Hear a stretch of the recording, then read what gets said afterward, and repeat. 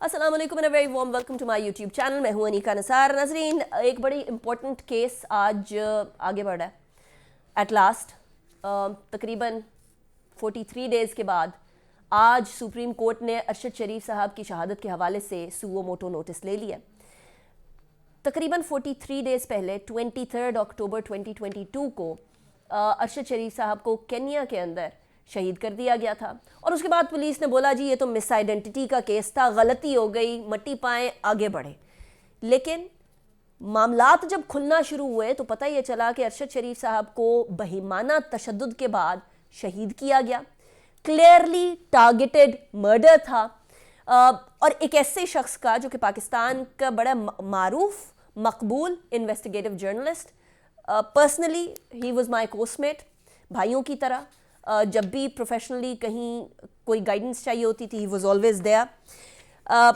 उनकी family in 40 दिनों में किस कर्ब से गुजरी है, किस दर्द से गुजरी है, उसका अंदाज़ा शायद आप लोग लगा भी ना सकें। लेकिन इस हाई प्रोफाइल केस में पूरा पाकिस्तान सरापा एहतजाज रहा।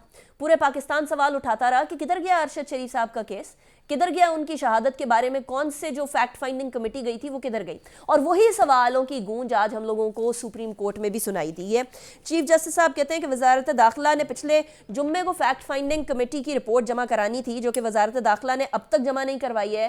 क्या वजीर दाखिला को बुलाएं और क्या कर रही है वजारत दाखिला। अच्छा खासा गुस्सा कोर्ट ने किया हुकूमत के ऊपर, स्पेशली कंसिडरिंग के ये रिपोर्ट ना आना एक हुकूमती पार्ट के ऊपर फेलियर था कि जी वज़ीर दाखिला को जब पसंद आएगी रिपोर्ट तब वो रिपोर्ट सामने आएगी, या वज़ीर दाखिला जब कोई रद्दोबदल करेंगे तब वो रिपोर्ट आएगी। इसके रिप्लाई के अंदर गवर्नमेंट के वकील ने ये कहा जी कि वज़ीर दाखिला बेसिकली फैसलाबाद गए हुए थे, इसीलिए जब वो रिपोर्ट देख लेंगे उसके अंदर कोई हसास चीज़ें हो सकती हैं, जब वो रिपोर्ट देख लेंगे तो उसके बाद हम लोग रिपोर्ट पेश करा देंगे कल। जिसके ऊपर अदालत ने कहा बड़े वाज़े तौर पर कि रिपोर्ट तो आप आज ही पेश कराएंगे, इस रिपोर्ट को ऑलरेडी काफ़ी अरसा हो गया। और सवाल वाकई में बनता भी है कि आपने एक फैक्ट फाइंडिंग कमेटी भेज दी केन्या के अंदर, वो वहाँ से डाटा कलेक्ट करके ले आई, फैक्ट्स कलेक्ट करके ले आई, उसने रिपोर्ट बना ली, उसने रिपोर्ट बना के हुकूमत को थमा दी। अब हुकूमत को कितनी देर लगेगी वो रिपोर्ट पढ़ के उसको साइन करने में। और अगर वाकई में बहुत हसास मैटर है तो अदालत ने एक और तजवीज़ दी। कहते हैं कि ठीक है, नो प्रॉब्लम, अगर आप बहुत ही कोई हसास चीज़ें हैं तो आप एक काम करें कि आप उस रिपोर्ट को इन कैमरा हम लोगों के सामने पेश कर दें, इंस्टेड ऑफ ये कि आप फाइलों के अंदर दबा दें और सोचें कि पूरा पाकिस्तान इस इतने बड़े सानहे को भूल जाएगा और आप इसके ऊपर भी मट्टी डाल देंगे, इसको भी टका टोकरी कर देंगे।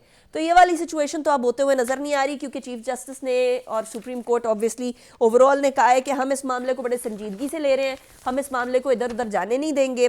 नॉट जस्ट दैट, अरशद शरीफ साहब का जो पूरी सिचुएशन अभी at this point in time develop हो रही है, उसके अंदर बहुत सारे लोगों के ऊपर ऑब्वियसली ब्लेम आ रहा है और उसके अंदर हुकूमत भी है। जो हुकूमत की तरफ ब्लेम किया था वो एक तरह से आप कह लीजिए कि पाकिस्तान तहरीक इंसाफ ने किया था। कुछ जगह पर कुछ उनके दोस्त अहबाब भी हुकूमती तरफ ब्लेम कर रहे हैं। फिर आपको याद होगा एक DG ISI और DG ISPR वाली प्रेस ब्रीफिंग हुई थी, उसके अंदर कुछ नाम सामने आए थे जिसके अंदर पूरे तरीके से ब्लेम नहीं लगाया गया था, लेकिन ये कहा गया था कि इन लोगों को भी इन्वेस्टिगेट करने की ज़रूरत है। जिसके अंदर 2 वो लोग जो कि उनके साथ अरशद शरीफ के साथ केन्या में मौजूद थे और एक सलमान इकबाल साहब मौजूद थे जो ARY के जो राब्ते में थे। फिर अम्माद यूसुफ का नाम आया था। अभी जो FIR इस पूरे दिन की समाअत के बाद काटी गई है वो थाना रमना के अंदर इस्लामाबाद में काटी गई है। उसके अंदर 3 लोग नामजद हुए, खुर्रम, वकार अहमद और तारिक अहमद।